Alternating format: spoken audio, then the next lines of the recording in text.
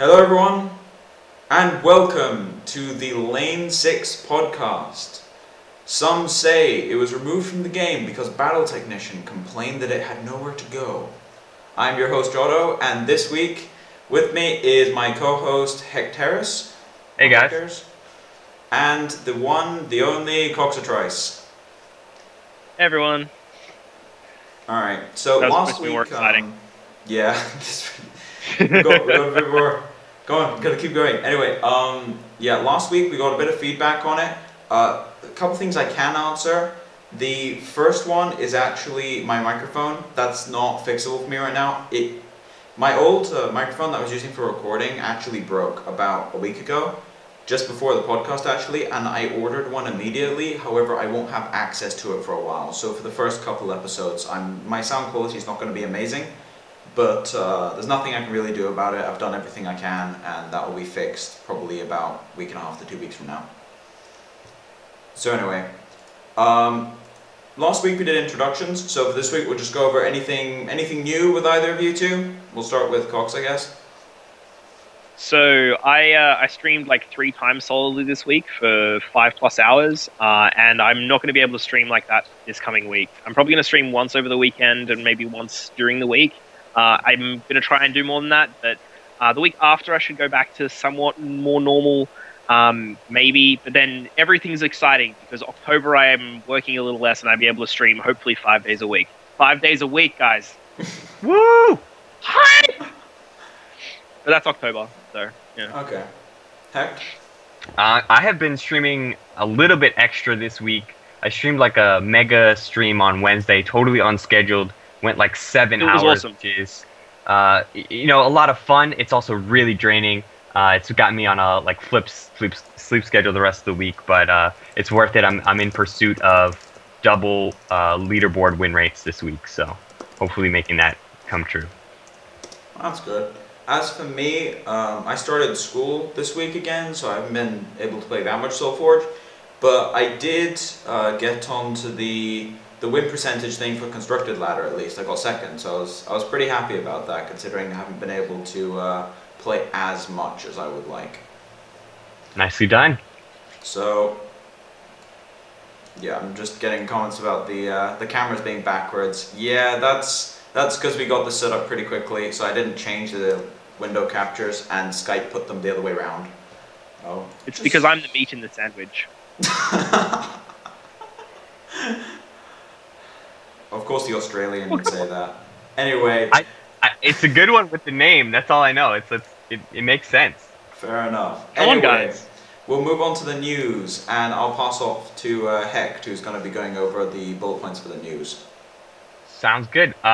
The first thing up is pretty major news from Armada Games. If you guys don't know, this is a store in Florida that has been running a weekly in-person solforge tournament series, and they are now doing global tournaments via the web. And there's a big announcement, and I'll throw this into the chat, and it will be available with the recording. But this is wrong link. Yeah, the wrong link. But you guys know and Jotto to check out this podcast. This is basically a tournament series where people can have a small cash buy-in on every weekly basis, and Tuesday nights they'll be able to compete at their best to actually win some legitimate prizes, support from Stoneblade. So this is something I'm really excited about. There's a lot of potential with alternate tournament organizers having something on the line for competitive players. I think it will really do good things for the competitive scene. So looking forward to that one. Next up I am is also 100% looking forward to that. Yeah, it should be a lot of fun. We'll have to see. We'll do my best to. It's during the time that I normally stream in the evening. So I think if I have the opportunity to stream one of those. The next up is David SBE. For those of you who don't know him, I don't know how. You've existed so long in the solforge community without him. He's like the best thing ever for Stoneblade when it comes to their staff getting out to the community. He answers people's questions in Steam chat. He gets support tickets answered. he'll just, if you see him, say hello. He's a really friendly guy as well. And he just recently started streaming some free-to-play league. So if you have any questions about that, stop by his stream. I think it's David SB _ SBE on Twitch. Just look out for that. The next up is the legendary chest sale. A couple sales on right now. There's the legend chest sale and the one-time ticket bundle, and they both serve sort of two different audiences. One is people who are interested in just acquiring legends with the legend chest sale, and that it's a discounted rate from the norm, so you just pick up a whole bunch, pick up twice what you normally would. The other is the one-time ticket bundle, and this is actually 10 account-bound tickets. So even though you're putting in real money and only getting potentially silver or account-bound cards back, you can actually count on playing a lot more with that one-time ticket bundle. So try a couple things differently in the constructed queue, or try something that, try a faction pairing you haven't experimented with before in some drafts. Definitely pick that up if you've got a little bit of gold on your account, or put in a little bit of gold. That would be my recommendation. That is a really good value. Just as a side note, yeah, it's an 85% discount. So they're making it cheaper. So Crazy. it's there obviously to incentive to spend some money, but it's an 85% discount. Jesus 10 fucking for Christ! one. 10 it's tickets for one. for one. There you go, guys. It's ridiculous. It's so stupid. Hit that buy now button. I definitely picked mine up, that's for sure. Yeah. I did as well. I'm not ashamed to say it. That is 100% what I did. All right, and then we just have. Oh, go for it. Oh, I was just going to say, David SBE streaming was really cool. He sometimes drops some spoilers in his stream, so he spoiled that something was happening when the Legend Chest was happening. And he also mentioned that there might be a new feature coming in the next 1 to 2 weeks. It's his next piece of work. And he said if it gets approved and things go well, we might have a new feature in 1 to 2 weeks. So he gave permission to start the hype train, and officially, choo-choo, hype train started! Hype train is go. Hype train is go.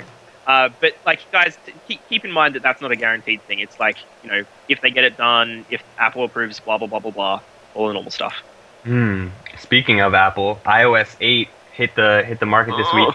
What do you think of not upgrading, because immediately upgrading iOS 8 or any iOS always causes problems? Solforge not an exception here. So my recommendation, I think what Stoneblade has said, is probably you may encounter problems if you're upgrading to iOS 8 immediately. So my tip would be wait on that just for until Stoneblade announces if you're interested in having uninterrupted access. Yeah. Mobile devices. So that would be my suggestion. I think it's always a safe bet anyway when it comes to iOS. So no real harm done there. 2K Reddit subs this past week. That's a major milestone. It took a long time to get there. From the time between 0 and 1K, and the time between 1K and 2K was a lot longer. But that said, it's been a steady uptrend this whole time, and I'm really excited for that number to just keep going up. As more people come onto that subreddit regularly, more and better content will come through that. It's a pretty big deal, to be honest. It's a pretty big thing. And not only that, it's already, you can already see it in the content that's coming through there. Just more people asking questions that are thought-provoking, and more actual content being put in from a variety of sources, not just the same source sort of spamming every time, that kind of thing. So it's been really on a positive swing with that subreddit. And congrats to Stoneblade on putting out a product that has 2,000 people interested in one social media presence, right? That's just one aspect of what they do. So Definitely. Yeah. Shout out on that. Sorry, just quickly. Shout out to the CEO of Stoneblade, Justin Gary, for coming onto the subreddit and celebrating with us. That was awesome.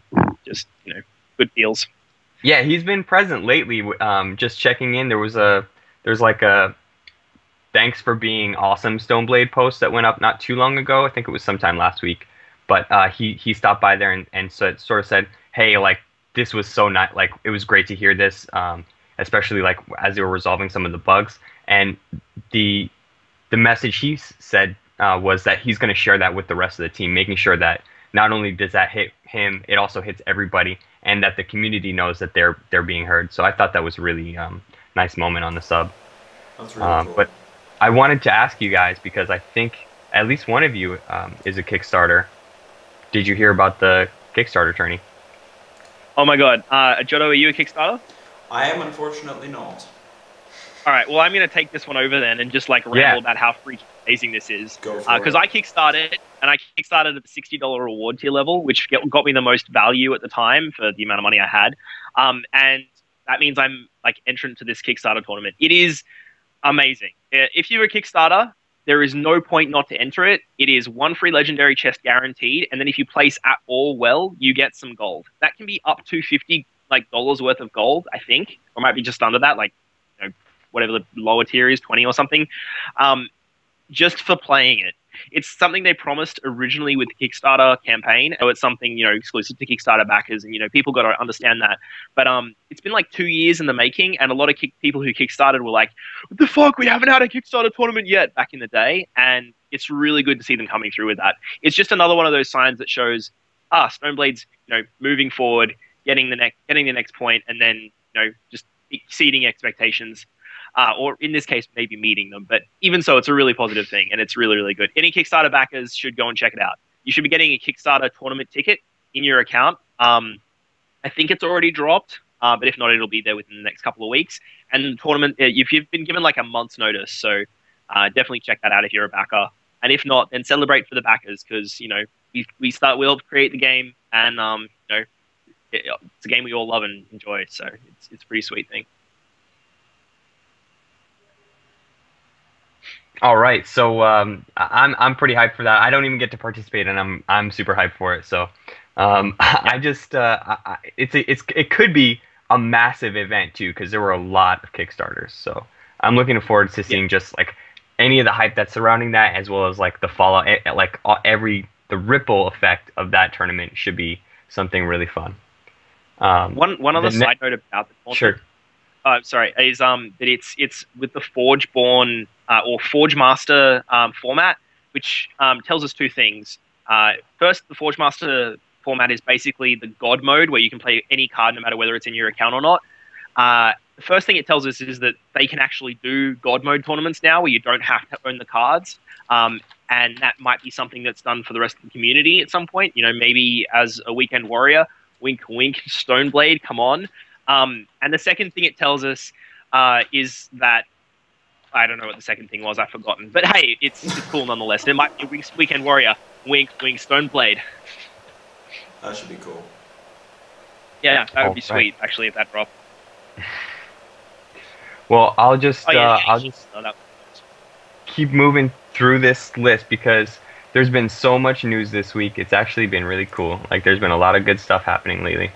So let me see here. I have Killian lore, which I'm pretty excited about. Killian, new Forgeborn, first to get new lore since I guess the basic like faction information that's been up on the site for quite some time. This was like so momentous for me. I spent some time on stream just actually reading it out to anybody who was hanging out and would listen, because I was having fun with it. It's pretty dramatic. Definitely stop by. It's on the Solforge news, solforgegame.com/news. That's one of the most recent posts there. That's cool. So definitely check that out if you haven't seen it. It's got it features the art of Killian, and then interspersed is his sort of like backstory and what else, his place within Solus. So and finally with the news, we have casual tourneys. This has been going on for a couple weeks now. Yesterday was the second one, or Wednesday was the second one, and every Wednesday the format changes, but it's all announced, and it's run by Foxhole, who is part of the Forge Watch, and I think they've been going really well. They have basic prize support, but not something to the point where people are running the most serious decks. They're running fun decks and competing at their best, but it's mostly all in the spirit of enjoying Solforge, which I think is really neat. Yeah, we're actually going to talk a little bit about Unheroic a little later. Sounds good. Which is the format that this week's tournament is in. So anyway, this upcoming week. yeah, this upcoming week it will be unheroic, and we're going to talk a little bit more about the format at least towards the end of the episode actually. Okay. But anyway, unless there's anything else, I'm going to move on to the tournament ladders for this week. Sounds good. All right, now let's see if I can get this to come up properly on screen. And yep, it works. This is what I've been using to put the cards actually up. So there's a little support button on the side here, or whatever. We'll deal with it. So we're just going to go over the top 5 ones for each of the queues, because it's always nice to give people a bit of a shout out for working hard, I'd say. Yeah. Now for constructed, the most match wins was not surprisingly Technonaut with 170. Go He's Techno. insane. Yeah, he plays like all day, every day. It's actually pretty insane. Like, he had 63 more wins than the second place. That's crazy. Yeah. Like, I mean, the rest for this week we got Ashlar, Zhao, Tetrain, and Sonata Wolf. Yeah, I've heard of Tetrain and Sonata Wolf. I haven't heard of the other two though. Mhm. So congratulations to you four to kind of keeping up with Techno, even though it's almost impossible. Yeah, every so often. You never know. Sometime we may get someone who stays at a similar level to Techno. Watch my stream in October. I will do this. It will happen. I will freaking make it happen. I will beat Technonaut 1 week if it fucking kills me. Sorry, if it kills me. Yeah. I've gotta stop swearing. Seriously, I just gotta stop swearing. Habit. Anyway, on to drafts. We have Seifert, who has a habit of dropping into other people's streams. I've noticed he's. Yep, especially you, Hecht. He is the silent Seifert ninja. He does a good job. He makes sure that people have something to watch or something to argue with or something to just enjoy in the chat. He's always streaming as well. Like if no one else is streaming, quite a bit. I do appreciate that. There were times when I couldn't stream and nobody else was streaming. I just threw my stream up and said, like, please, if you're available, please stream. I would like to turn this off now. But I always want to stream up. Like there's no time I don't want a Soulforge stream up. If I have a few minutes, I'll pop in, and if I can stream and nobody else is, I make it a priority too. So. All right. So for the rest of the top 5, hopefully people listening are doing that, are taking heed and saying, look, I thought of streaming, but I don't know how. Reach out, talk to people in the community, and figure it out. That's fair enough. That's my little shout out to the Twitch. The Twitch people. I'm with Hectares on that one. Just quickly, I'm with Hectares. Do it, guys. Stream. Please stream against people too. It's fine. It really is. Just stream against me. I don't even care. Just do it. Apparently, Seifert's is heading back to the UK now, so there should be less lag. So that's cool. We may actually hear him. Hashtag no lag Seifert. I want that. That's going to be exciting. I want to see that stream without the lag. That would be big. Cool. That would be very cool. Anyway, for the other ones in the top 5, we have Arzakon and Pac-Man Ninja, who's in chat right now.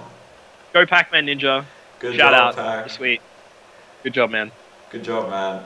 Then we have Stira and Lomansky. I have not heard of most people there apart from Pac-Man and Seifert, which it's nice to see new people on these lists, to be honest. I will admit that. Now, for the win percentage one, I've already mentioned this, but top 5 was Copernicus? Copernicus. Copernicus, whatever. Anyway, he got really, really close to 90%. Like 89.3. Wow. Yeah, that's pretty good. That's so close. He knows how to play some Soulforge. Yeah, I got 87.5% in second. I don't know exactly what that is in terms of ratios. I think it's like... Jotto, it sounds like you need to up the game. but- I don't know what you're doing. You're slacking. Like, come on, man. Yeah, man. Alright, yeah, I need to get 90 next week. Let's see if I can get 90 next week. Get better at Soulforge, man. Seriously. I need to get 90 next week. That's my aim. Anyway, from that we've got Soft Teach, who is at 85%. Letix, who is at almost 85%. That's so close. Mm-hmm. Oh my god. And then we had the Starving Gamer, who apparently is not starving on his ability to play Constructed Solforge. Mm-hmm. So Maybe he's starving because he's playing too much Constructed Solforge. maybe that is And true. eating. I mean, he did That's get 85%, almost over 64 games. That's really good. Like, that's a lot more games than most people do when they go that high.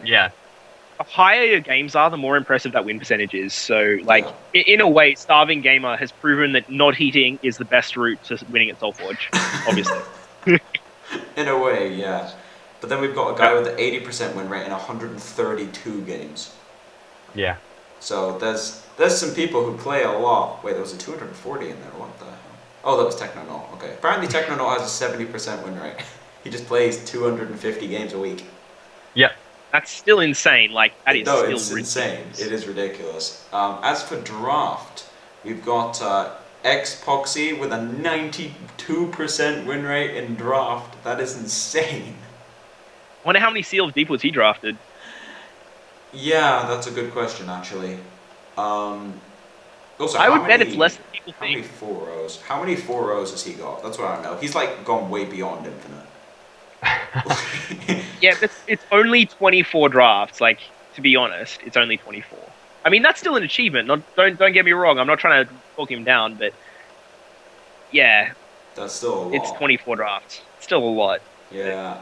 Miraxis of Hell is impressing me here. As for the others, we have Baker, Exo, Drakir. I've heard of Drakir. I played against him a bunch actually, and Kirk Sauce, who has exactly the same number of games and exactly the same win percentage as Drakir. Mm-hmm. Alphabetical screwage.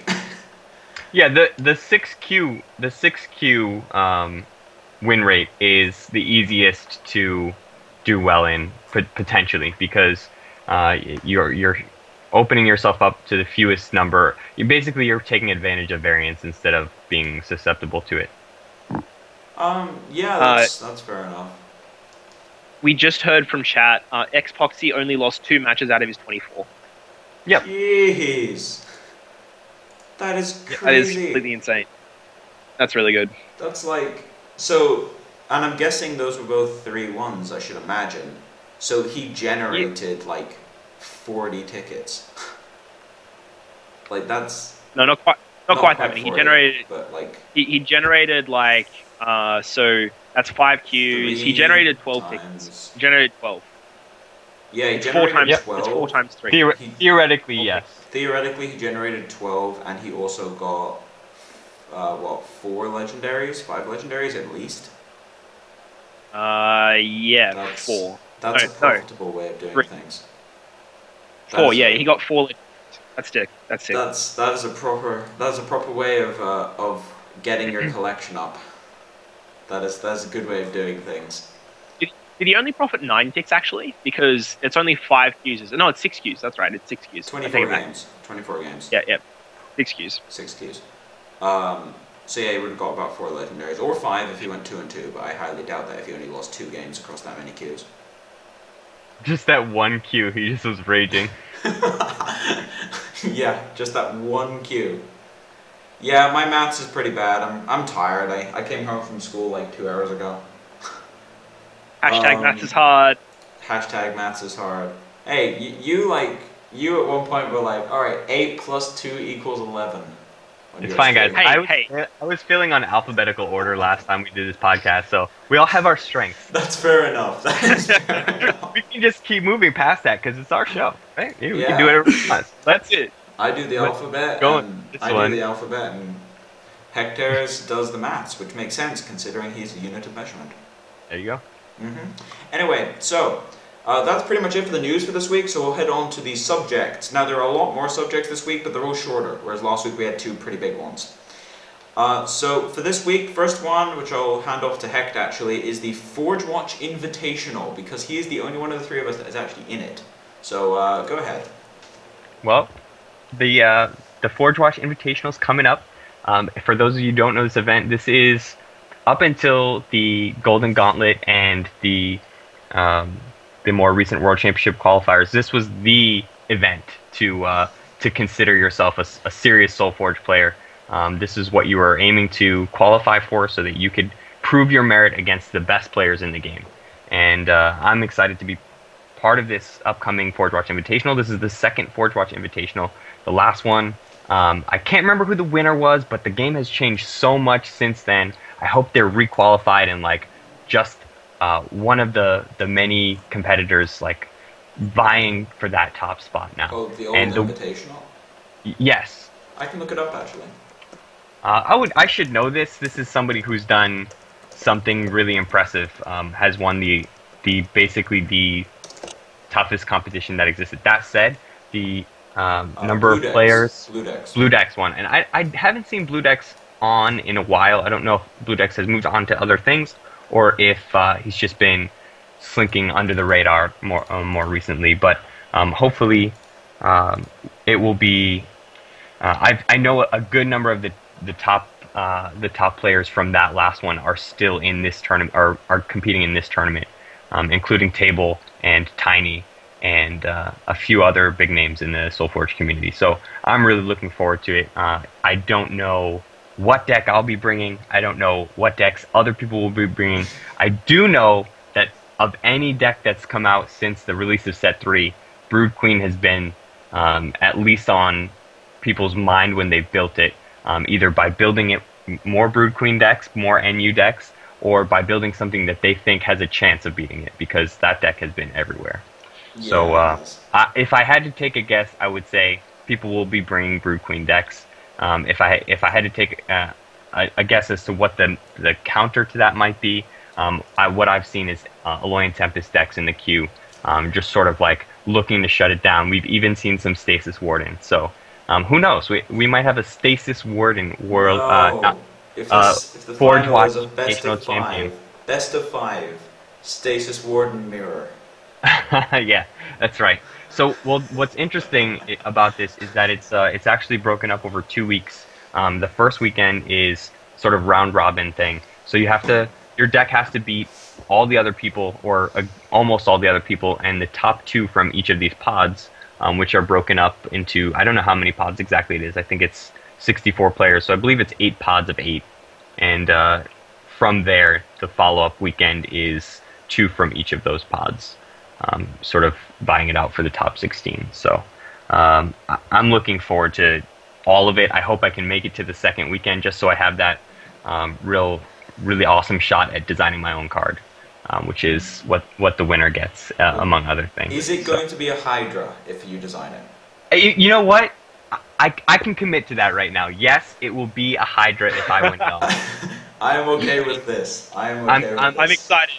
I'll throw it down. If I win it all, it's gonna be a Hydra. It needs to be a giant Hydra, a Hectares Hydra.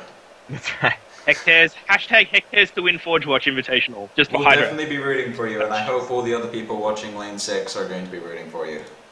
There you go, guys. So I'm just going to quickly mention this for a second because it's kind of related, but not super related. I think after the Forge Watch Invitational, but I don't know for sure. But certainly before the tournament, the Kickstarter tournament, David leaked that there's going to be a new release of cards in that gap. Like he didn't necessarily say after the Forge Watch Invitational, but it would make sense if it was after. But he definitely said before the Kickstarter tournament. So just as a side note, guys, expect some new cards in the next month or so. Okay. Exciting. Hype train. Choo-choo. Also, does anyone know...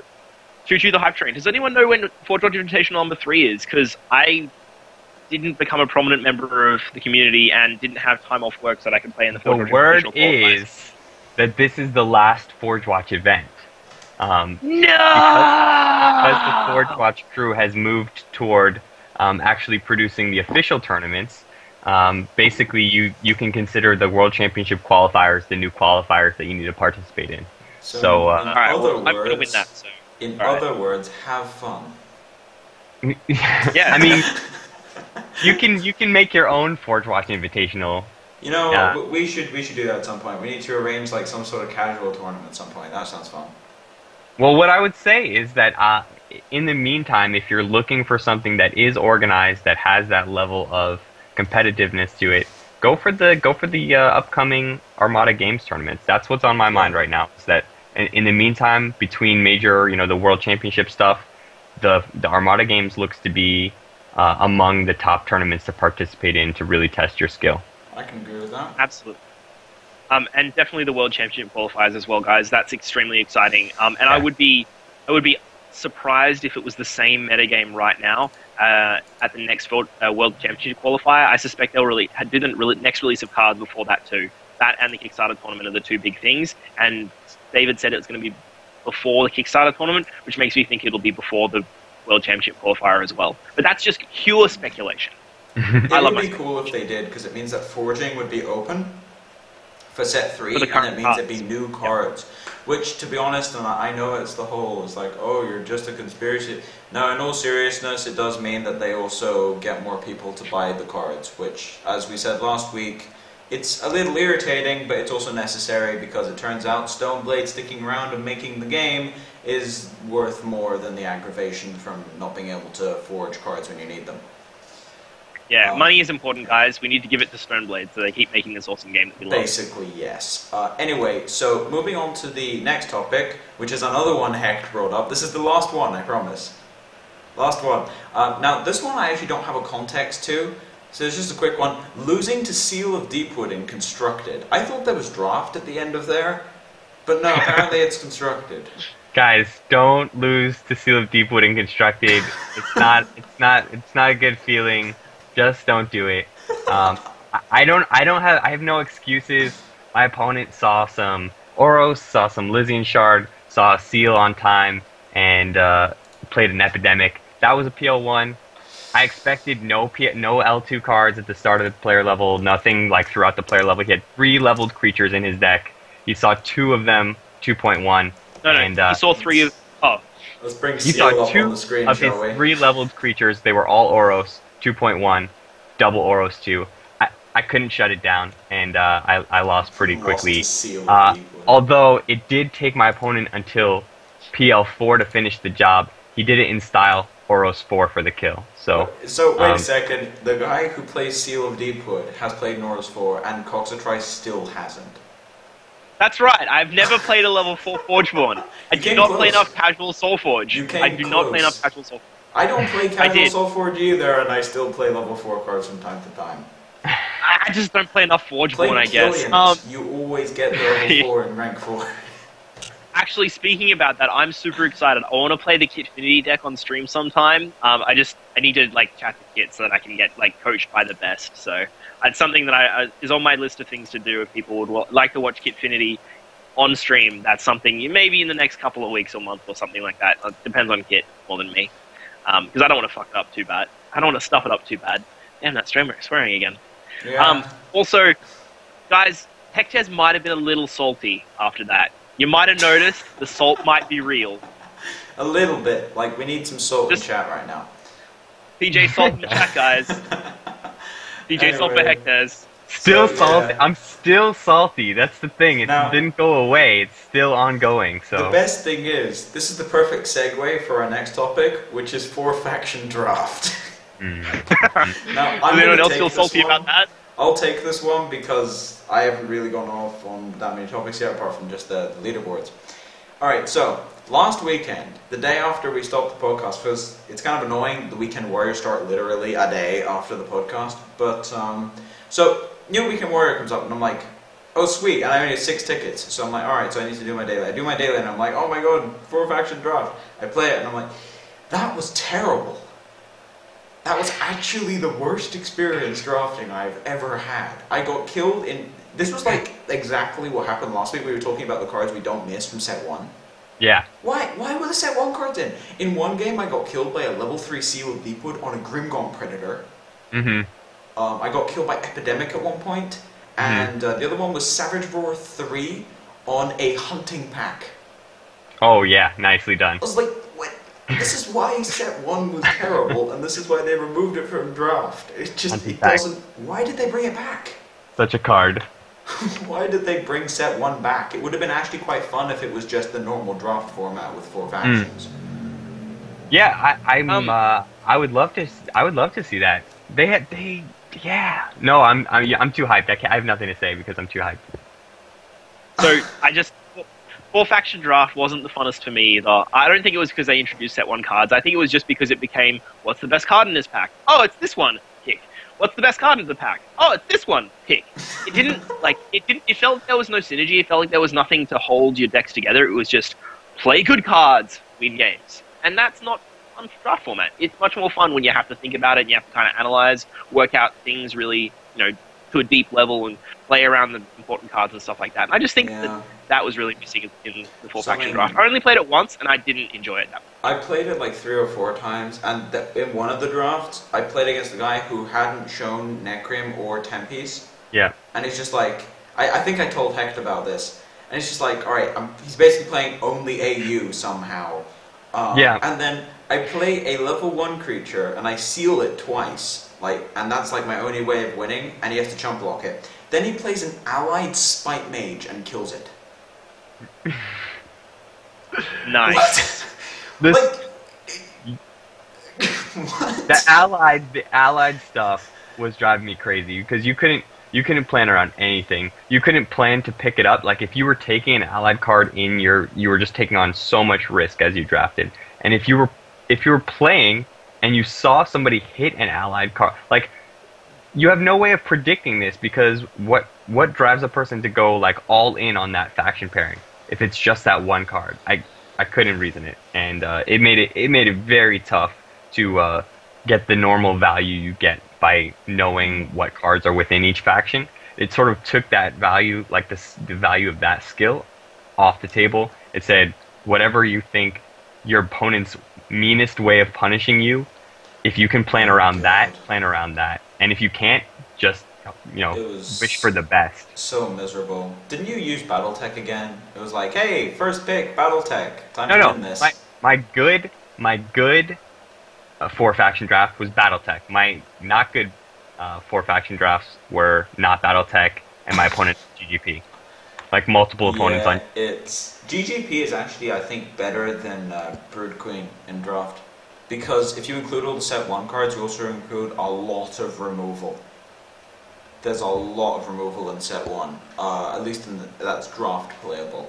Like, there's nowhere near as many situational removals, like in set 3 where you got like Spirit Cleave and such. So the removal's more reliable, and a lot of the heroics are just not fair in draft at least, and that's one of the reasons why the draft format was so miserable. There's just so many heroics in set 1 that was so miserable to play against. That said, I did enjoy the opportunity to try it and figure all that out. The opportunity to be like, you know what, this set 3 draft's pretty fun comparatively for me.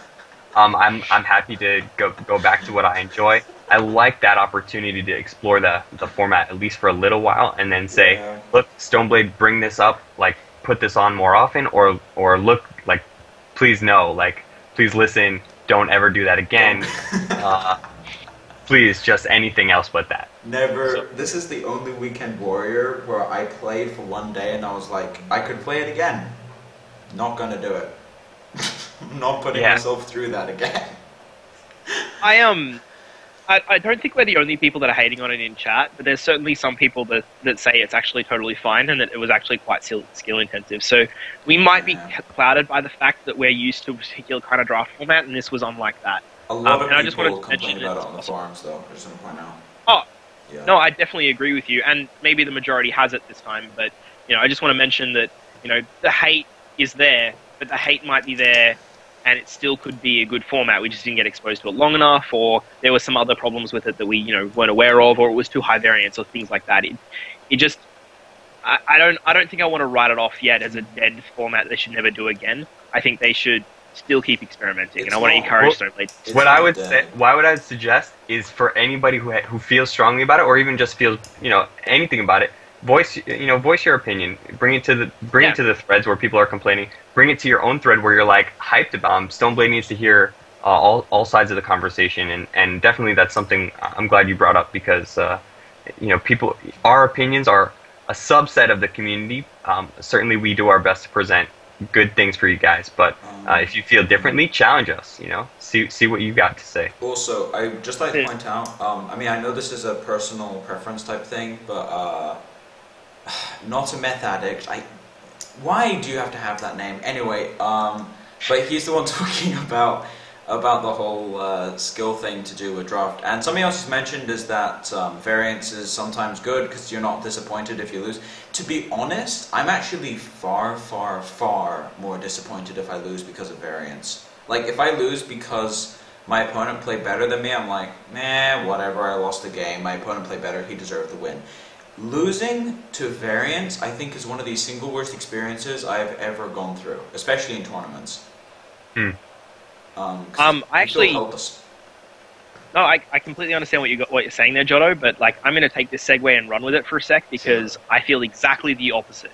If I lose to variance, I'm like, variance, I can't do anything about that. If I lose to bad play, I'm salty for hours. I'm like, oh my god, well, I could have done better. Like I mean your bad play, not your opponent's. No, okay. I mean my bad play, not variance. If I'm sitting there and I think through the plays and then I make the wrong one, and it's in a tournament and it's for cash or it's for, it's for something that matters to me, that makes me so much more upset than losing to variance. And I think that's kind of the perspective you've got to have. You want to keep getting better as a player. You want to try and say, my mistakes are the things that I learn from and are the problems that I need to fix. Not, variance is bad, let's solve the variance problem. Oh, it's okay if I lose because I'm bad. I personally feel that that's not what I meant though, but yeah, it's... No, I understand that, but I did want to make the point that not everyone feels like that. And I think variance is good for the game in completely the opposite way that you think it's bad. It's good for the game because it means that not everything is the same, and that's one of the reasons card games are so fun to play over and over and over again. I think where it gets a little extreme is when variance, I can handle draw variance, that's like just a fact. But the variance that does really get me is like Doom Rider triggers, Stormbringer. Stormbringer? Stormbringer triggers, what else is there? Varna's Pact. Like, that's the stuff that gets me. Like, fair enough. Or Zemus's. Zemus's, where it's like, alright, if it ends up in that lane, I lose. Always ends up in that lane. Well, that's the thing, is like, you're talking about... Bad experiences you remember more. You're talking about risk on both sides. Yeah. And when it falls one person's way, and it's that one effect that decides the match, that's, I think, what can be very frustrating. When you feel like, regardless of everything else that happened, it was that one roll that decided the match. I think that's frustrating. That said, it's tough, right? It provides some uniqueness to the games. If you come back from a 2.4, 3.1 Phoenix, you feel pretty good about winning that game. True. If you lose that game, you have an excuse. So, I mean, I feel like there's at least that, and also both players can work to mitigate the variance. There usually are tools to mitigate it on both sides, and when there aren't, maybe those are the times. The biggest reaction we've seen to variance has been the before the nerf to Phoenix, when NT was just like the deck to beat simply because of the Phoenix 2.4 variance, where if somebody hit a 2.4 Phoenix, that was 10 guaranteed damage from the Phoenix dying, basically 20 damage guaranteed from the Phoenix hitting you once, and then the person was probably going to draw a Phoenix sometime in PL3 as well. So it represented a lot of damage. That's fair enough. Skill Shriek is being brought up on empty lanes turn 1. So, like, I think I understand what people are saying there about wanting to reduce variance, but I'd also like to point to the post that Justin Gary put up when they were spoiling set 3 about consistent, and he was like, apparently, actually, Solforge is a more skill-intensive game than we built it to be. And I'd like to point out that that as much as people complain about variance or even just accept that variance is a thing, whatever your interaction with variance, it defines less games of Solforge than everyone thinks. Yeah, probably even less than I think. I think it's a pretty small amount. Somewhere between like 20%, I'd say. Yeah, and I think that's really good for the game. And I think that Solforge by itself is a really deep game, and that, I mean, is one of the reasons we love it. But having a certain amount of variance is actually good for the game. And if it gets too much, if it's too not variance, I don't know the flip side. I can't think of the word right now. But if it's not variance, yeah, if it's too reliable, then you'll just have the best players always winning, and then you lose an entire subsection of your player base, and it no longer becomes fun for a lot of That's people, true. and there's a whole host of problems associated with that. So, you know, I personally, don't mind playing cards that have high variance because of that, but also because you can control a bunch of it. Like, It's I'm not playing a a mobility bad deck that plays thing. Stormbringer. Yeah, no, absolutely. Yeah. I'm playing a deck that plays Stormbringer, and a bunch of the time I'll play it knowing exactly what lane it's going to go into. You can mitigate that variance, and I can spend hours talking about variance. I'm going to stop, but it's. I think it's a good thing. I think they've got the balance about right, but maybe slightly in favor of not enough variance. And like maybe I'm an outlier in I mean, that opinion, but it's my opinion. I'll just conclude before we move on. Actually, as far as the variance thing goes, I think variance is good for the game, but there are certain ones which are, I would say, push. I mean, there aren't as many variance sort of related things, but I think something that was cool is that consistent. The reason why consistent was actually a really, really cool mechanic outside of Seal of Deepwood. The reason that was a really cool mechanic was because it's still RNG based, because you don't know which hand you're going to get it in. But the point was you could reliably figure out that you were going to level it, so that's why it was actually a really popular mechanic. And so were the bound cards, the other level cards. And I think that's because people like RNG on the draws, but what they like is having options based on the RNG as opposed to no options based on RNG. I think that was what set 3 did really well, outside of Seal of Deepwood, obviously. But in terms of the rest of the seals, some more successful than others. Seal of Tarsus was a pretty decent one, and also the consistent creatures and the bound creatures like Batterhide. Batterhide is a really cool card. It doesn't feel broken in draft, and it's just good, and it actually feels pretty fun. It feels pretty good to play because it's like, hey, I didn't waste some time. You don't know when you're going to get it, but the fact that you do actually is kind of like, I think that's a good balance. There's variance, but then there's also a reward. There's variance, but the variance is guaranteed to reward you for your efforts. That's what I really like about the consistent mechanic and the bound cards, and that's why I think set 3 was probably. I think set 3 was better than set 2 personally in terms of the draft mechanics of consistent and the bound cards. That's my thing on RNG, really. I'll make a quick statement that I really like set 3 as well. I think they've done a really good job, but I won't take it any further than that because we spent enough time on variants. Fair enough. Anyway, so we've done pretty much 4 faction draft. Now, the last major topic we've got here is unheroic. Now, unheroic is the format which is going to be on the casual tournament for this week. And I thought we'd just go over a few of the key cards that show up, considering the fact that unheroic, unlegendary is very, very different. Unlegendary is more like standard without the finishers. Whereas, because legendaries, they're all quite synergistic, and they're very, very good at finishing games quickly, but not so much at being stable. If you look at most standard decks, they are predominantly made of heroics. Because heroic is the rarity which is accessible to people, and it's also the rarity they can start doing really powerful things at because they don't show up continuously in draft. So a lot of the really good cards are heroic, and then the legendaries tend to be flavorful and sort of finishers. So when you remove the heroics, Splashy, when you remove the heroics, it turns out the entire format changes. The whole thing. It's like a completely different game, which is really cool. And I thought we'd just go through some of the cards which are a lot more popular in unheroic, which would never see play outside of very, very fringe things in actual standard solforge. So Hecht, got anything here? Any personal preferences on cards you want to start with?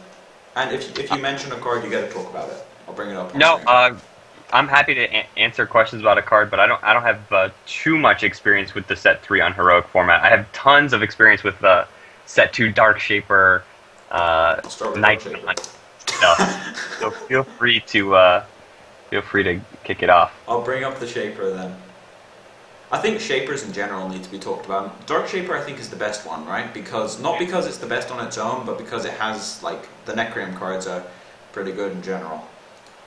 It was just a huge value engine that if you didn't hit your draws, it was awesome. If you did hit your draws, You Didn't didn't need it. have to worry about it, but it was still something your opponent couldn't do anything but plan around. I've played a lot of unheroic with a couple of friends of mine, and I really want to get into it a bit more.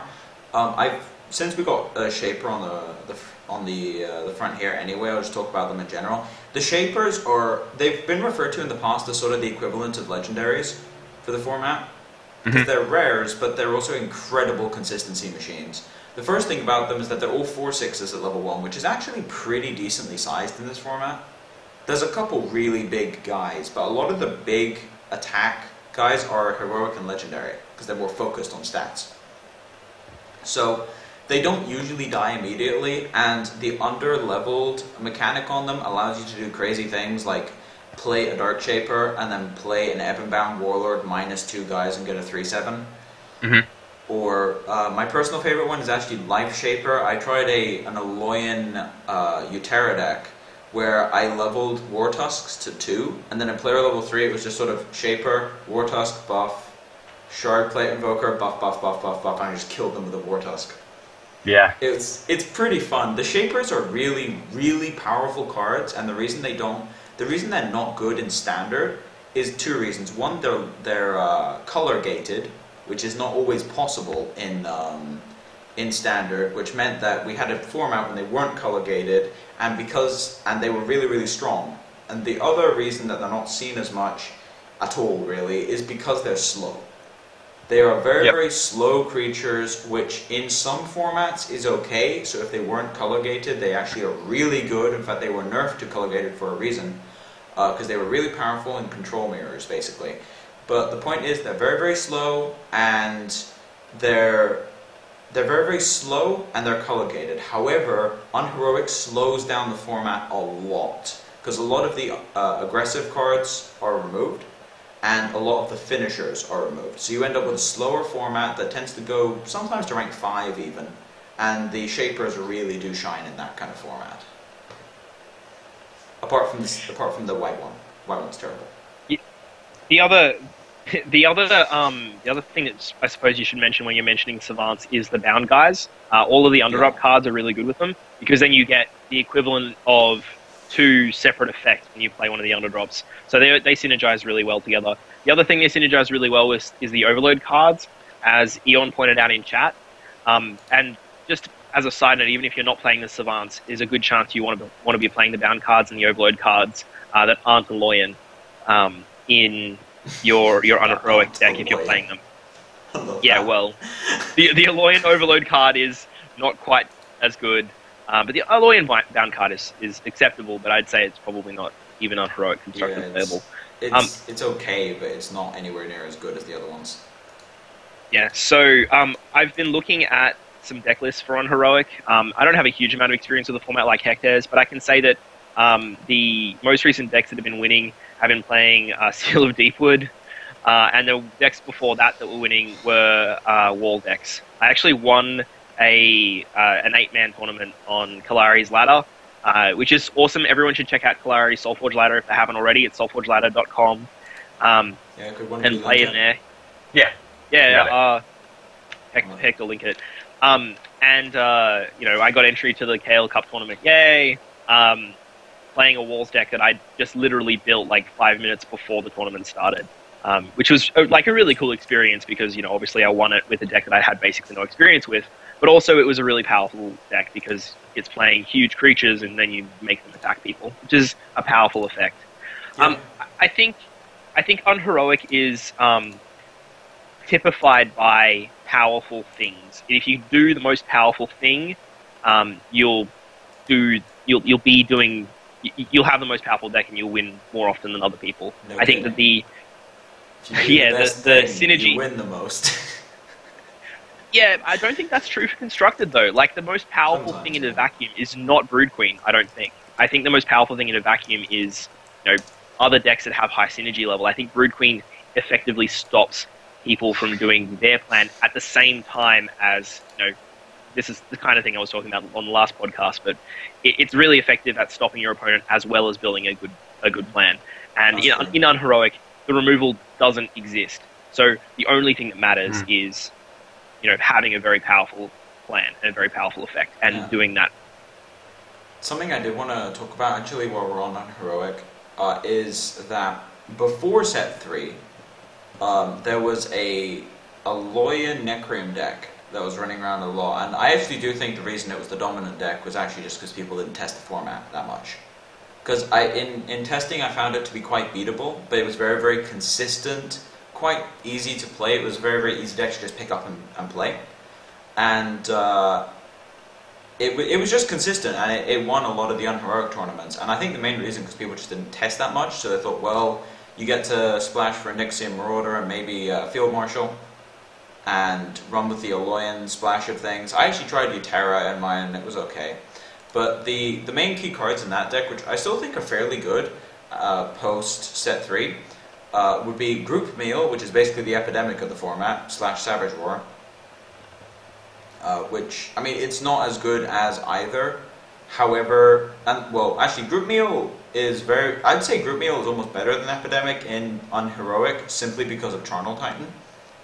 Like, you actually want Charnel Titan. Charnel Titan's one of the strongest things you can be doing in Necrium, in terms of... it certainly has been in the past. I'm surprised to hear that it is still that way. It's just huge. Are there not creatures that are just outright bigger than it? Well, the main point is the main reason for it is that Direhound and Ebonbound Warlord shrink things. So it may not be as straight up big as it used to be. However, it is one of the more consistent ways of getting your giant guy on the board. That is an excellent point. I hadn't thought about the interactions with some of the new incidental debuffs. That is pretty cool. Yeah, so that's pretty cool. I'll just bring up Charnel Titan because I know, while a lot of people who do draft will know this card fairly well, it doesn't see standard play. Although some people did actually try it when it came out, it just was not consistent enough.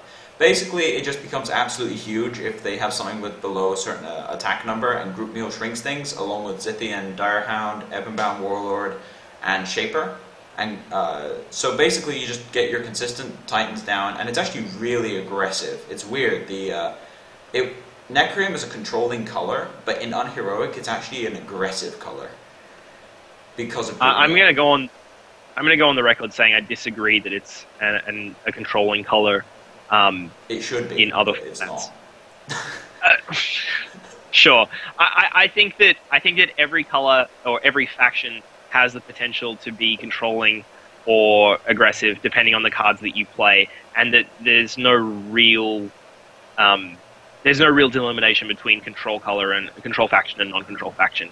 Well, I mean, at the moment it's been blurred a lot over the time, but I mean the whole sort of principle behind a lot of them was like Tempe's is supposed to be aggressive, even though it can, like, even its removal, which goes into control decks, is aggressive removal, like its burn. You can use it to kill people. Necrium has always been it hasn't been defensive, it's always been sort of get a threat, remove all their stuff, and kill them with your big threat. Utera has usually been smash them in the face and use removal with drawbacks, because you should be smashing them in the face. And Aloyan has been the utility guys. They have the nifty abilities, which makes up for the fact that their creatures tend to be smaller. So that's basically the way it tends to work. Obviously the line gets blurred a lot, especially with the allied cards, for obvious reasons. Which is actually another thing. A lot of the allied cards are very, very good in Unheroic, because in Standard a lot of them don't see play, simply because they're draft cards. But if you actually look at a couple of them, there's basically ones like Battlebrand is still very, very good. And Dizzying Siphon is actually way stronger than normal. Dizzying Siphon's a standard playable card, but in Unheroic it's just completely unrivaled as a buff card, I'd say. Like, there's a lot of things you need to think about when looking at this format, and it's one of the reasons why I kind of want to push it at some point, to the point when I may, if I have time, I actually do want to set up some sort of Unheroic tournament at some point. Although it may be on European hours, because I'd be the one running it. Hey, I think a lot of people would appreciate that. We've definitely heard complaints from people that they can never attend any of the tournaments that are usually run by Forge Watch crew. So I think people would appreciate that. That said, we have seen a good upswing in the number of events. So find that time slot that works for you, and I think people will play. Yeah, I'll definitely try and get something set up. And in the meantime, there's like Kalari's Solforge ladder, like I was saying. Obviously, you can play the casual Solforge Wednesday. Was it called? I might have got the name wrong, but no, that's it. Foxholes. Okay, cool. Casual Solforge Wednesday. And keep in mind, guys, when you're playing an event like the Casual Solforge Wednesday, it's not necessarily correct to find the best deck, play the best deck.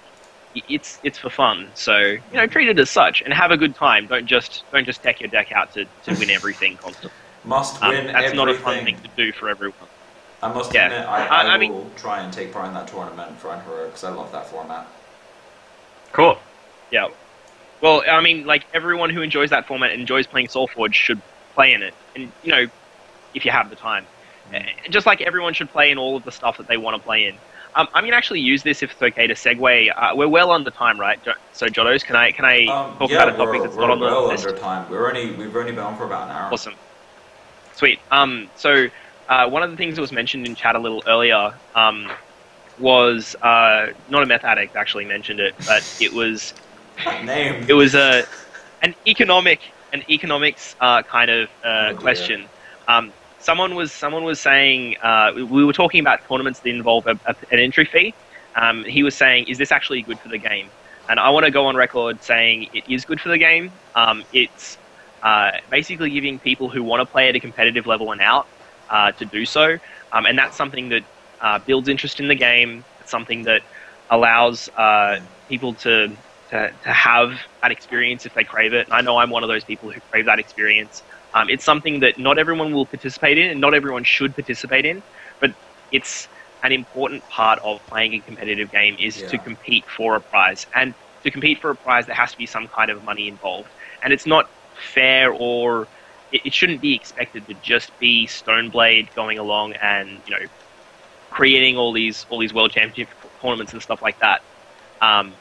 I think there is this place, and there should be events run by the community or people in the community or stores or whatever that has that kind of pay-to-play element, because that's one of the most popular things about physical card games and other digital card games. Well, it doesn't exist in other digital card games yet, which is one of the reasons why Solforge should do it, because they'd be the first to do it. I know other big card games have large tournaments, but they don't generally have an entry fee to enter them, and I think it can be looked at from the perspective of it gives the player base more options. And because it gives the player base more options and it's not compulsory, I think it is very positive for the game. And there's nothing to stop people from still playing, but just for fun and not playing in those tournaments at all. It's for a subsection of the community.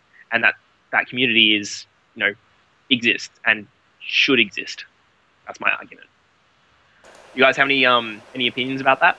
As far as I'm concerned, any tournament, prized or not, is good. And if a prize tournament that's community funded does well, then it turns out that other people with or without prize pools are going to get into the tournament scene.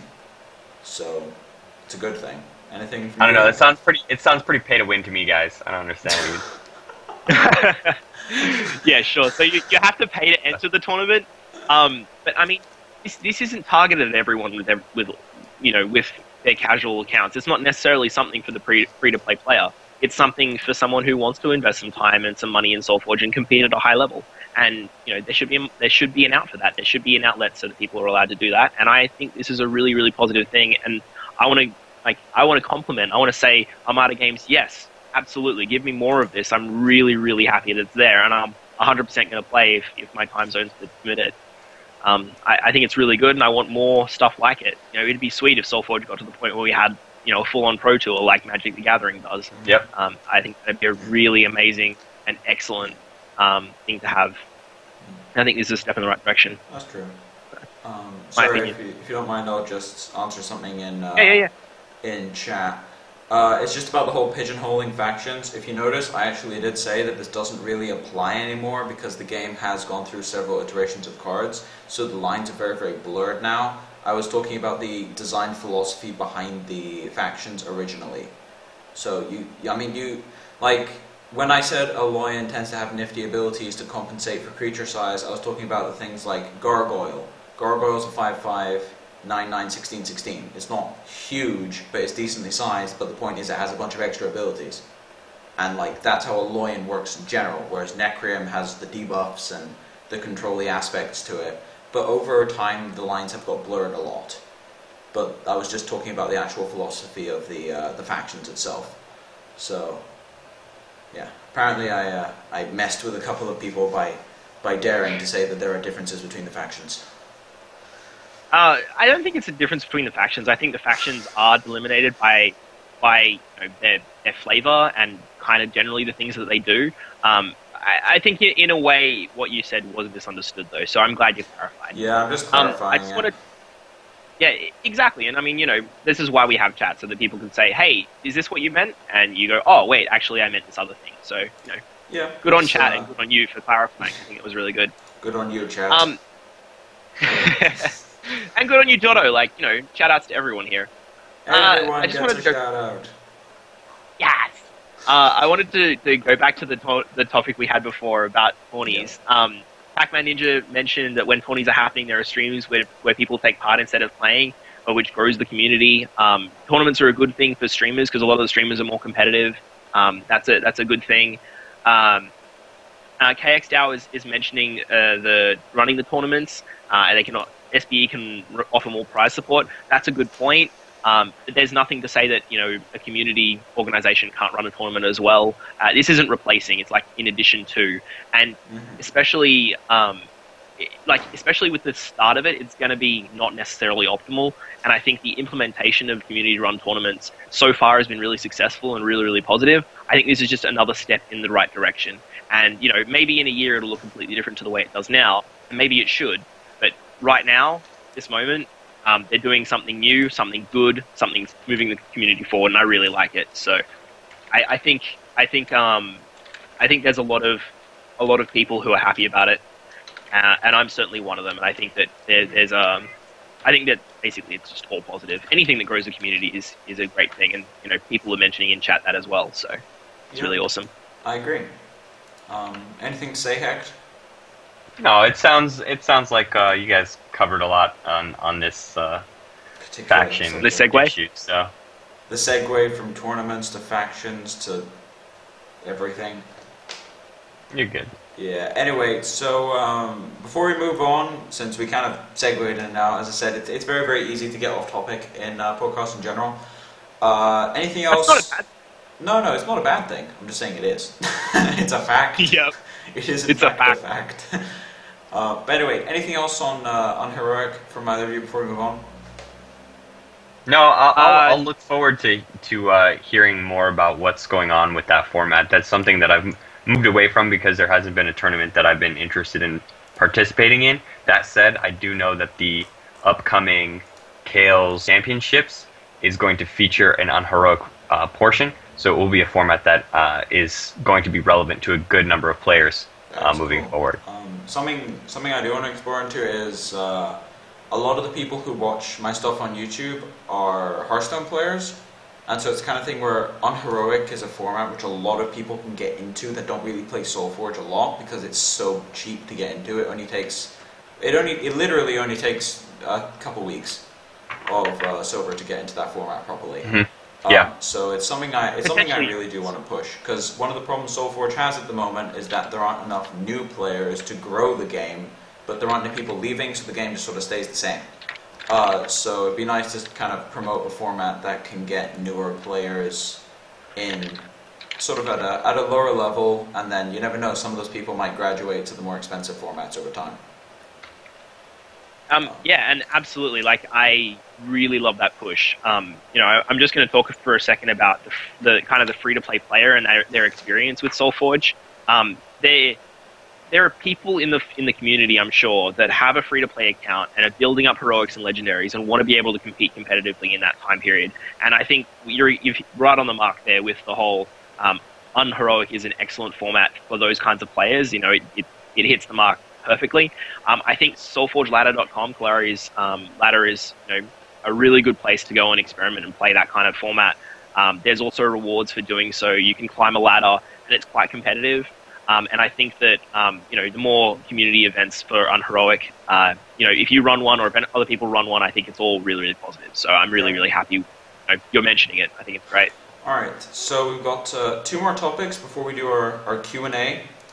We've got deck ideas we've been doing for this week, and also it was actually the deck that I got onto ladder with today. This actually was the last thing we put on the list. I wasn't going to mention it, but then I was reading a lot on the forums, people complaining that they were stuck in a Brood Queen meta where they couldn't really do anything because they didn't have Doom Riders or Nephraxes.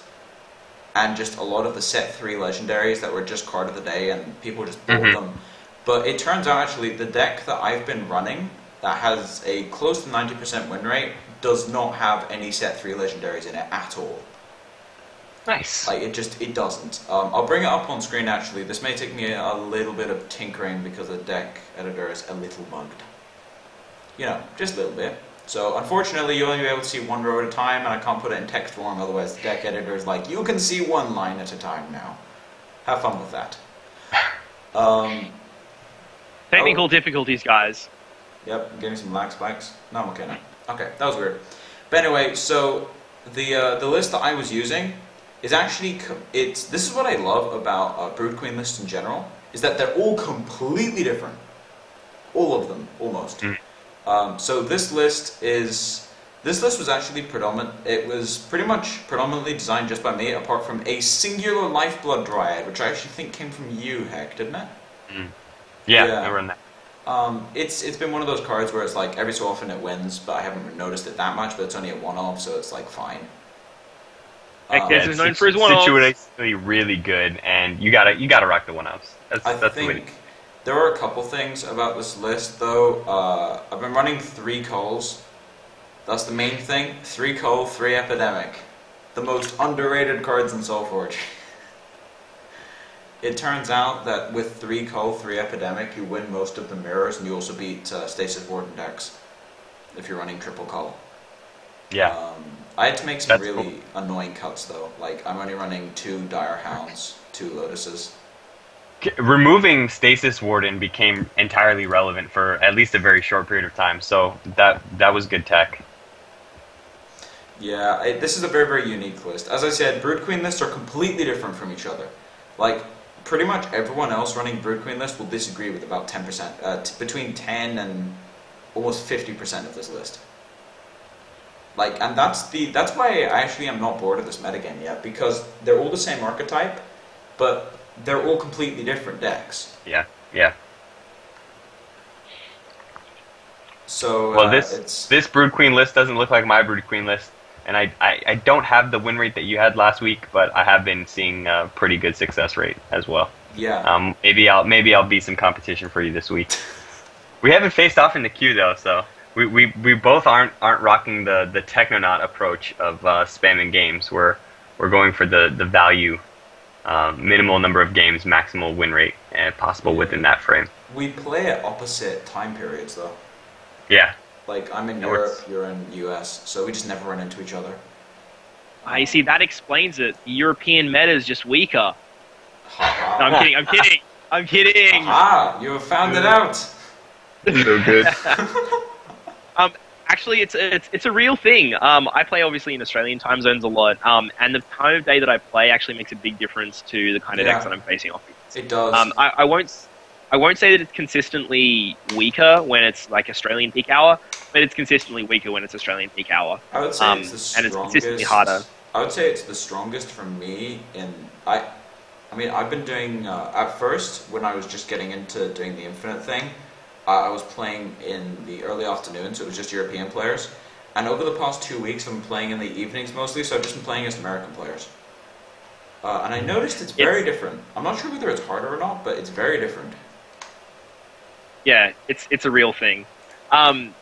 Anyway, one of the things about Brood Queen, now that I've actually played a list, do you mind if we use this as segue just a fraction? Sure. I'll leave this on the screen for a bit. But yeah, sure. Yeah. Is that the best thing to play against Brood Queen is Brood Queen, but just be a better player at Brood Queen. So one of the things I'm really terrified about for this meta in this Forge Ultra Invitational is actually to see whether the top 16 is Brood Queen. and just like basically all Brood Queen. Now I'm pretty sure it's not going to happen because there's some very, very strong players who are hacking out their decks and doing a lot of testing and stuff, and they'll have answers to Brood Queen. You can just guarantee it. But if it turns out that the best answer to Brood Queen is just being a better Brood Queen player, it could be a really scary format until those new cards are released. This card here, this is how you win the Brood Queen mirror, by the way, for anyone wondering. 3 of the GD.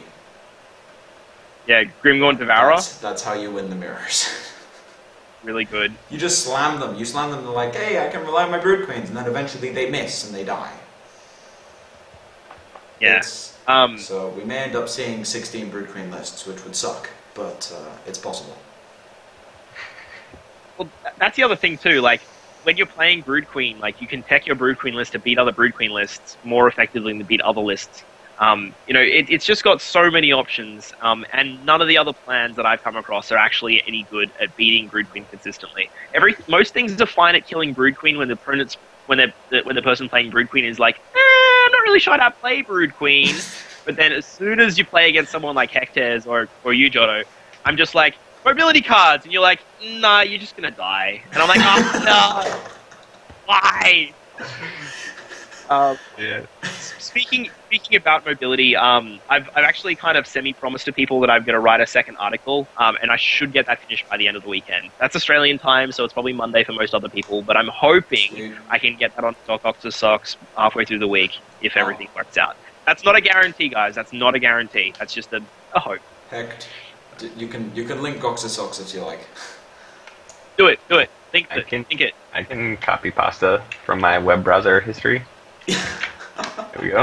There we I go. spend a lot of time, like, I just hit that site so often because it's either checking an article, updating an article, writing an article, referencing an article for people, just posting the link places. So that's a comment that's like at the top of my history most days. So something you guys something I did want to talk about, by the way, considering we just sort of segueing from the top 16 being Brood Queen list, was any decks you've been trying. Now, I'll just bring up one that I've been trying, and then when either of you talk about one, I'll just bring it up on stream as a card, significant card. But there's been a couple interesting ones. To be honest, all the ones I've tried have been pretty similar to what you said, Cox, which is just like, it's good, and then gets completely squashed as soon as I play against anyone who actually knows how to play Brood Queen. Because Brood Queen seems to be that deck where it's like, the good Brood Queen players realize that the deck is hard to play, and the bad Brood Queen players think it's really easy to play. It's weird. The Brood Queen mirror, this is a side note, if you're a skill-intensive player and you have the cards, the Brood Queen mirror is where you want to be. It's so much fun. It's not fun for other people to watch. It's not fun for other people to play. It's probably not fun for the 80% of people that play Brood Queen and just want to win tickets when they're playing against me and I take 20-minute turns. No, not actually, but you know what I mean. But it's like, you sit there and you think about the lines for like 5 minutes and you come across this one line that should have been obvious and you play it, and it just turns out to wreck your opponent for the next 3 turns. You're just like, yes, this is the best thing in the world. Oh, I love it. So much fun. Yeah, I played against Gotta BKD actually at one point, and oh my god. I figured out what was wrong. He was actually playing on a tablet, which is why he was a little slower than normal. But I was playing Brood Queen Mirror against him, and he was taking 6-minute turns. I was just like, Come on. I'm not gonna lie. I'm not gonna lie, Jotto. There's some serious situations in Brood Queen Mirror where you're sitting there and you're like, I actually need to take 5 minutes to think through this turn. It's just like, oh my god, you're playing in a timed match. I literally do not have time to sit around playing a 40-minute game of solforge. Yeah, that's where it is. To win those matches, there are some turns that take forever, and it decides the match. But you want to that it's on, that the match hinges on decisions like that, and the fact that you have the time means that if you do actually care about winning the match, you're going to use the time. Yeah, that's true. I'd actually use this as one of the arguments against having a turn timer. I know there's a lot of people on the Reddit that will disagree with me, but I think there's a lot of arguments against having a turn timer, and I think a turn timer don't would want a turn timer. A game timer is fine. A turn timer is terrible. For me, I feel differently about that. I won't get into it because it is a rich topic. Really hot. Yeah. But it is something that I don't feel 100% one way about, and That's it is true. something that I consider to be low enough priority that I don't care if they do anything about it for the time being or for never. So, but I don't agree that there's a solid case against it that is airtight. That they could put the issue to rest. It's something that people will Yeah. continue to ask for, and it's something that probably won't happen because you know it's been going. That's the game we've been playing so far. It's been minor The in its annoyance when it comes up. So The only thing I would say about it, because I'm with you, I don't think having a discussion about it is correct. The only thing I would say about it is when eventually they finished all the other actually crucial options, they yeah, might have, like, you have random timed and then you have random turn timed or something. yeah, Like, just for that, because in random queues, like in actual queues for constructed queues, you don't want turn timers because you need those turns. But yeah. I know where people are coming from, and I played Hearthstone a lot, so I know where people are coming from with the turn timer thing. And to be honest, I don't think there's a right or wrong answer. I would Yeah. say, however, the only way of making people happy about it would be to have in casual, because in constructed, I don't think most people are complaining about turn timers in constructed queues, but in casual, I would actually say, eventually, when they've done everything else, because I know they have limited development time to spend on these kinds of things, then having just an extra queue about that would be cool, but it's not worth going into now. But I would say Right. in Yeah. the far flung future, when they've done everything else they actually need to, I think it's worth looking at. I might use that as a So giveaway code in the far-flung Far-flung future. I like that. That might be a hashtag on my stream sometime. that is very cool. So I don't want to talk about this much, but no, I'm not going to do it. Don't worry, guys. There was actually just a bunch of stuff in chat now about Spite Mage. I didn't know this, but Spite Mage got nerfed. Yeah, it was. It was really broken. It Yeah, was well, like just 12 damage at level 3. The Spite Mage and Phoenix nerf happened at the same time. Yeah, It, they it did. made for Ah. a rough time for the NT players.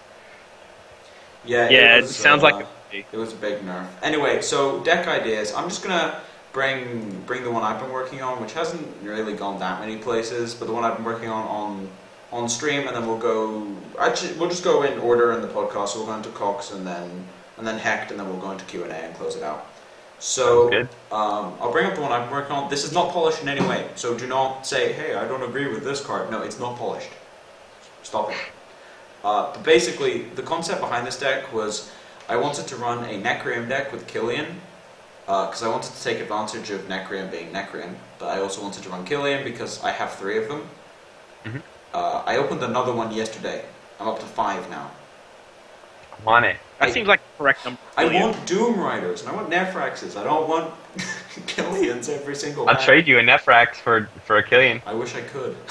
Yep, me Anyway, too. so the basic idea behind this was that I used Predator, because I think Predator is really strong right now. It just doesn't have a deck it's really good in, besides NT removal, kind of, or mobility, but they're not really tier 1 decks because Brew Queen beats them. I think Predator is good, it's just not in a shell that can really use it properly. So I've been trying to run Predator along with Lyria, because people rely on Aetherphages to kill Varna's Pacts, and you can use Killian to level her in secret. And Iron Maiden just as a one-off. The way I see it is that if you're running 3 Killians, you should run 1 Iron Maiden. Because it's just a random win condition every so often. So I know you said you don't like people saying this because it's not polished, but no, it's fine. I won't. It looks like lots of people have Killians. There's Killians everywhere in the chat, apparently. And I'd just like to go on the record saying that Killian is not as good as you think. Killian's I not don't as good as you think- It's not as good as it was hyped up It's to a be. 4-3. I still think it's good, but I don't think it's the meta-breaking card people seem to think it is. It's not. It's just a good, solid leveling card that I'd say is a better leveler than most of them, because most levelers punish you massively with their stat totals for leveling, whereas level 1 Killian's pretty rough. Level 2 and 3 trade really well and also set you up quite well. And level 4 is actually just a giant creature. So it's like, Killian is a good card. I wouldn't say it's format breaking. I just wanted to try it because I'm like, I want to try Aloyan, but Aloyan just doesn't seem to have what it needs to really be pushed over. I would actually say Iron Maiden is the thing that makes Killian good. because it's a Scrapforge Titan that actually just ends the game when you play it most of the time. But that's, like, I want to try a Loyan in something. I'm really having issues, though. Like, I don't like a Loyan at the moment unless it's in an AU Flex deck, and that's mostly because of the allied trigger on the heal bug. Like, it's really hard. The only other situation I really like a Loyan in at the moment is with Invoker decks, because you can use Killian to level up some of your burn spells, or your Invokers if you miss them, and you can also use Gox and Energy Surge for consistency to work around Aetherphage a bit. But that's it. I can't find another place for a Loyan, and it's kind of annoying, because I know it sounds like I hate on a Loyan a lot, but that's actually not entirely true. Like, a lot of my competitive decks have been a Loyan. Like, Hectares is my favorite color, but a Loyan was the one I got the legendaries for first. I got my 3 gargoyles before anything else. So a Loyan's kind of my second favorite color, but it just doesn't do what I kind of want it to do now. And it's kind of annoying. Look, just play gnomes, and your problems will go away. I actually don't Gnomes have are where gnomes. you need to be. I have one gnome. Really? I have a singular gnome. You're like Hectares. Neither of you are poor. Neither of you have gnomes. You're both so poor. The funny thing is they're so craftable. I just refuse to craft them. Like, I don't know why. I'm just opposed to crafting the legends. It doesn't feel good to me. So I've crafted my 2 Thundersaurs, a Blightsteel Sentinel, and an Oros. Hashtag buy packs. I haven't crafted anything. I don't think I've crafted a single card. And the only reason is because I really love opening the cards in packs, and I do well enough in the queue that most of the time I'm able to acquire the cards at a pace I like. But gnomes have completely evaded my pack openings. Goxes have for me as well. I got my first Gox like a week ago, and I have like play sets of most of the set 1 legendaries. Goxes, no. See, the time to get all these set 1 legends was spamming games right toward the end of the 3-game meta, where it was right before they switched it to a 4-game format. If you understood how to draft well, if you understood how to play constructed well, you could have playsets upon playsets upon playsets of the set 1 cards. We have a drop. Cox has left the building. Oh.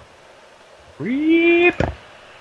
Okay, so when he comes back, then I don't really know a segue from that. Anyway, technical difficulties, I'll put it that way. So, Heck, do you want to go with something? I'll bring up any of the key cards you mentioned on stream. Sure. So I haven't been brewing so much because I've been enjoying Brew Queen, but recently, past few days, I've been experimenting with AU. Because I knew it was underplayed, at least currently, and I got as far as Tuscan Sporelord before deciding, like, hey, let me try this plant idea out. And I experimented with Torgmai, I experimented with like Krogius a little bit, Nuada I thought about and decided against, and ultimately the list sort of fell apart, and I just ended up with triple Tuscan Sporelord. Oh. Hey, what's up, Cox? We have anyone for a picnic? Welcome back. Yeah, that was my computer restarting randomly. It was just like, hey, Coxatrice, I'm just gonna restart. Okay. And I'm like, what? What is this? Yeah. So well, you didn't miss too much. Just started talking about my my new brew this week, which is AU Sporelord, triple Sporelord, triple Tangle Sprout, just a bunch of big bodies, but it's Loyan instead of Necrium, which seems like not what people have been doing with Sporelord so far. It seems like when I was streaming it, people were giving me feedback that said, hey, like, why not Necrium? That's, like, it's a solid deck if you get Dire Hounds in there. If you get just the Ebonbound Warlord, you've got suddenly, like, this really nice control game to go along with your big bodies early. So I haven't explored that, but I started with AU because I wanted to mess with Citadel Guard. I wanted to have a late game bomb that was just like jetpack, but also a big body while I went through it. And I also wanted Warmonger mod, which is a card in AU Flex that I really enjoyed working with. So just a little bit of experiment.